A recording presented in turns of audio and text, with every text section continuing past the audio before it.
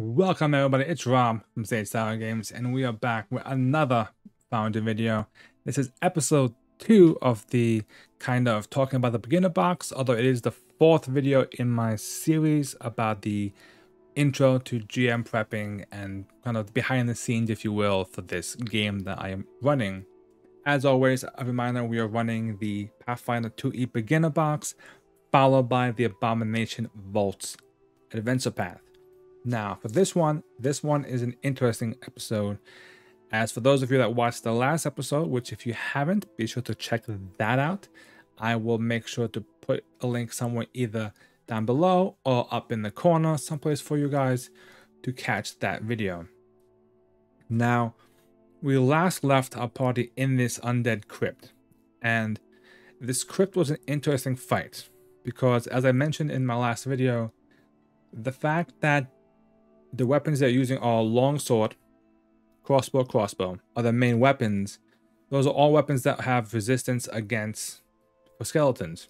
So the skeletons aren't taking much damage. Now the fighter has enough damage behind them that they can chunk through the DR and really crush the skeletons. But the crossbows themselves aren't doing much really. Thankfully, there was some like disrupt undead spells. Rare Frost didn't work, but the battle actually was a scary one. We had 1 or 2 people actually go down, like down to a state of dying during this fight. And I was like, oh god, this is gonna be... No, I don't want to kill the party this early. Like, it's not that, it shouldn't be this intense. But thankfully, for this one particular fight, I had to NPC the summoner. And the secondary attack for the dragon was a tail attack, which was bludgeoning, so that helped a little bit, even though I kind of rolled a bit bad. But between having the dragon being able to use its tail attack and the fighter using its sword, they were able to eventually defeat the battle. Now, I know some of you may be thinking, what about the dragon's breath attack? Unfortunately, for this specific build for the character, the dragon has energy heart and the breath weapon is cold. So it is resistant against, for the skeleton, again, very poor choice for this particular fight. After this fight, our group kind of took a rest, much deserved rest, because they had to patch up quite a bit of wounds before progressing onward throughout the dungeon, if you will. Now, they get to some other like water, like room, kind of shrine, if you will, giving you the whole question on do you touch it, do you not touch it. That helped a bit with the healing. And then they eventually came towards this room of kobolds, which are kind of the main threat, if you will, for most of this little beginner box, or a little tribe of kobolds that are running things down here. Now the kobolds are here to introduce a few things. 1, traps, because we all know kobolds love traps. And 2, flanking. Kobolds love to flank, so they got surround you on both sides. And they have the scurry retreat action, which allows them to essentially run back and give themselves an AC bonus against any attacks that provoke. Now this kind of combination gives them a bit more tactics to do in battle. Having someone that doesn't just run up to you and hit you, but they run back for safety, or they come in, they surround you on both sides. And the fighter took quite a beating, I will admit. The fighter took a ton of damage. I went down a few times throughout this episode. That it was rough, but thankfully not too bad. They managed to fight through it all. Eventually, I was a bit surprised by this next bit, where the events getting past one of the kobold traps, there's a puzzle room where they have to solve a puzzle. And the puzzle event essentially is there's 9 coins, 1 coin is fake. You have a statue that can kind of weigh the coins out, and you have 3 chances to kind of figure out which coin is fake, and depending on the weight of the coins, the hand will go up. Now, I explained this puzzle, and one of our players, the one who's playing the witch, actually, which was a bit of a new player, a bit of a quiet one, like scarily enough, just solved the puzzle instantly. I'm not even talking about like, like thought about it. They just they almost like verbatim just said, "This is how you do it. This is how you do it." And I was like, "Yeah, I mean, I'm not even gonna like make you go for it because you didn't even say like step 1 and then wait step 2. Like I said, no, first we do this, then we do this, and then we do this, and that gives us the answer."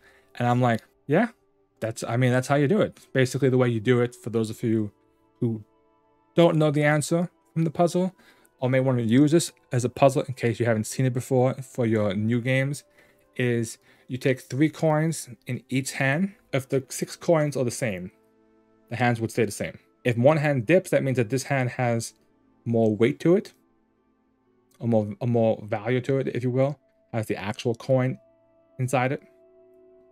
Then in that case, you take the other 3 coins. Actually, in this case, if one dips, that means that you know it has to be in this hand. You take those 3 coins, you put one each in one hand.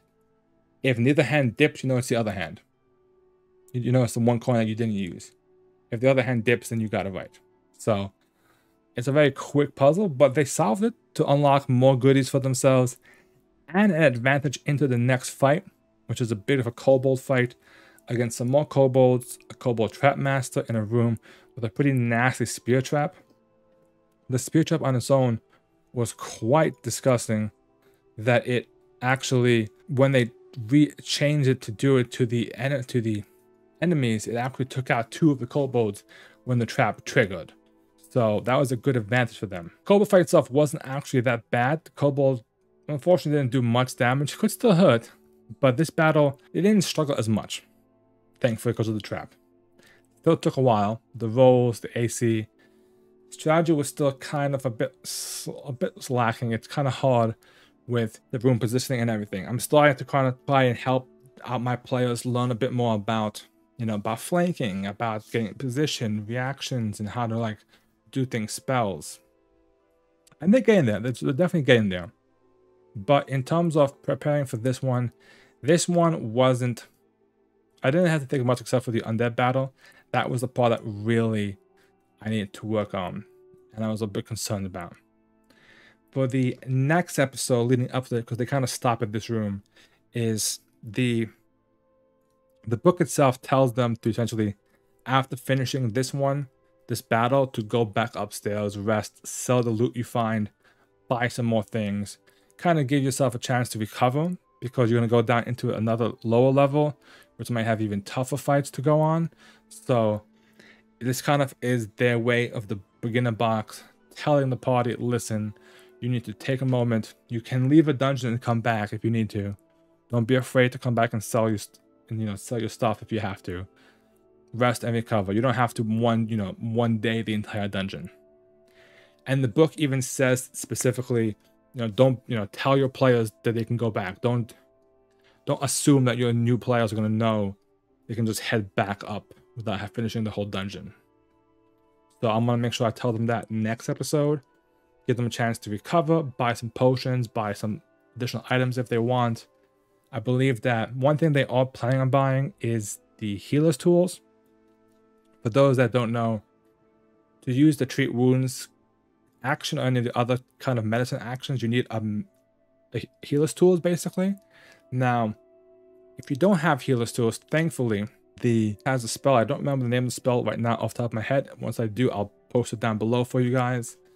And essentially, it is a spell that turns mud into medicine. I think it's called natural medicine. Pretty much, it turns the mud into plaster. So you can use the mud as the substitute for treating wounds. Now, it's a good temporary cantrip, but healer's tools probably would be better. So I know they're all planning on buying that. I'm not sure what else they will plan on buying, but hopefully some potions, maybe something else, who knows. And then they'll go on to the lower level, which will be more kobolds, more enemies, and eventually some bigger, badder fights. If you're interested in seeing what else they're going to be fighting, be sure to follow this channel down below by subscribing to it, as well as commenting on your thoughts on undead in level 1 fights. I know, like I said, skeletons are a very common enemy at level 1. What are your guys' thoughts on skeletons for level 1 fights? I'd be curious to know. Let me know in the comments below, and stay tuned for some more Pathfinder content.